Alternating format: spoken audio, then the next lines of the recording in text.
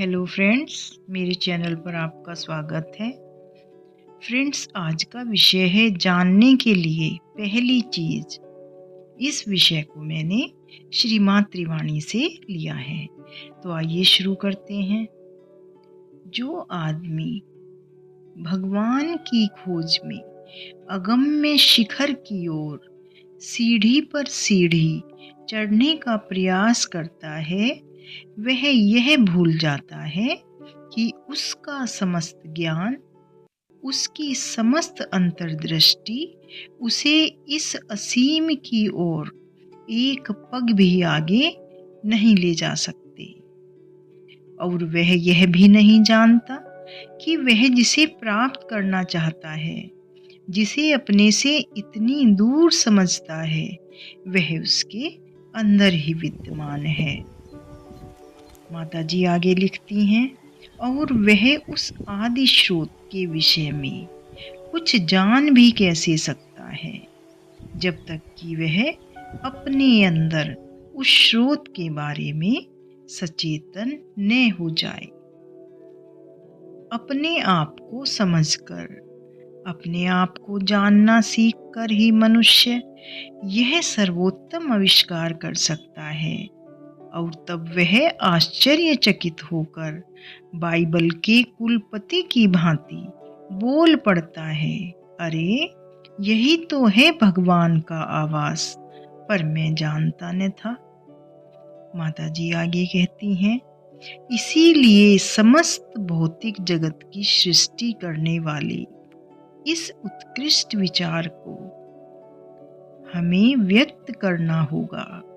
समस्त पृथ्वी और आकाश में व्याप्त यह वाणी सबके कानों तक पहुंचानी होगी। मैं प्रत्येक वस्तु में हूँ और प्रत्येक प्राणी में हूँ। जब सब लोग इस बात को जान जाएंगे, तब वह दिन जिसकी प्रतिज्ञा की गई है, महान रूपांतर का वह दिन समीप आ जाएगा। मानव जब जड़ पदार्थ के प्रत्येक अणु परमाणु में उसके अंदर रहने वाले भगवान की इच्छा को देखने लगेगा, प्रत्येक प्राणी में भगवान की किसी भंगिमा की ही झलक देखेगा, और जब प्रत्येक मनुष्य अपने भाई के अंदर भगवान को देख पाएगा, तब उस उषा का उदय होगा जो प्रकृति को अपने भार से दबाने वाले अंधकार, असत्य, अज्ञान, दोष और कष्ट को दूर भगा देगी। कारण दुख भोगती और कराहती समस्त प्रकृति प्रतीक्षा कर रही है कि ईश्वर के पुत्र अपने आप को कब प्रकट करेंगे। माता जी कहती हैं, वास्तव में यही वह केंद्रीय विचार है जिसमें अन्य सभी विचारों का सार आ जाता है। हमारे समस्त जीवन को आलोकित करने वाले सूर्य की भांति इस विचार को हमारी स्मृति में सदा उपस्थित रहना चाहिए। इसलिए मैं आज इसकी याद दिला रही हूँ, क्योंकि अगर हम इस विचार को एक अत्यंत दुर्लभ रत्न, अत्यंत बहुमूल्य संपदा के समान हृदय में संजोकर अपने पथ पर चलें, यदि हम इसे अपने अंदर ज्योति प्रदान करने और रूपांतर का कार्य करने दें, तो हम जानेंगे कि यह प्रत्येक वस्तु और प्रत्येक प्राणी के मर्म में जीता है, और इसी के अंदर हमें विश्व के आश्चर्यमय एकत्व की अनुभूति होगी।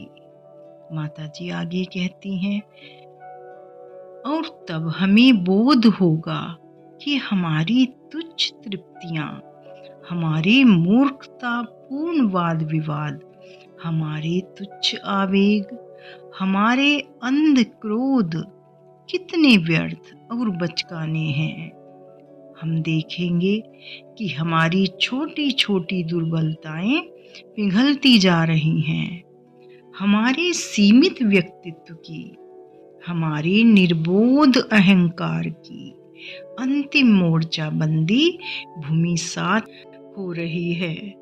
हमें अनुभव होगा कि हम सच्ची आध्यात्मिकता की महान धारा में बहे जा रहे हैं, जो हमें हमारे सीमित ढांचों से, हमारी संकीर्ण सीमाओं से मुक्त कर देगी। माता जी आगे कहती हैं, व्यक्तिगत मैं और विश्वगत मैं दोनों एक हैं। प्रत्येक लोक में, प्रत्येक सत्ता में, प्रत्येक वस्तु में, प्रत्येक अणु में भगवान विराजमान हैं और उन्हें अभिव्यक्त करना ही मनुष्य के जीवन का लक्ष्य है। इसके लिए मनुष्य को अपने अंदर की इस भागवत उपस्थिति के प्रति सचेतन होना होगा। कुछ को तो इस चेतना की प्राप्ति के लिए नवसिखियां शिक्षार्थी बनना पड़ता है, क्योंकि उनकी अहम पूर्ण सत्ता अत्यधिक सर्वग्रासी, अत्यधिक कठोर और अत्यधिक रूढ़िवादी होती है और उन्हें उसके साथ बड़ा लंबा और कष्टकर संघर्ष करना पड़ता है। इसके विपरीत कुछ दूसरे ऐसे होते हैं जो अधिक निर्वैयक्तिक, अधिक नमनीय तथा अधिक अध्यात्म भावापन्न होते हैं। वे सहज ही अपनी सत्ता के अक्षय दिव्य स्रोत के साथ संबंध जोड़ लेते हैं। उन्हें भी प्रतिदिन सामंजस्य और रूपांतर की विधिवत साधना करनी होती है, ताकि उनके अंदर की कोई भी चीज इस विशुद्ध प्रकाश की चमक को फिर से आच्छन्न न करे। माता जी आगे कहती हैं, पर इस गंभीर चेतना तक पहुंचने से दृष्टिकोण कितना बदल जाता है, ज्ञान कितना बढ़ जाता है, सद्भावना कितनी विस्तृत हो जाती है। फ्रेंड्स, आज के लिए बस इतना ही। मिलते हैं अगले वीडियो में। जय श्री कृष्णा।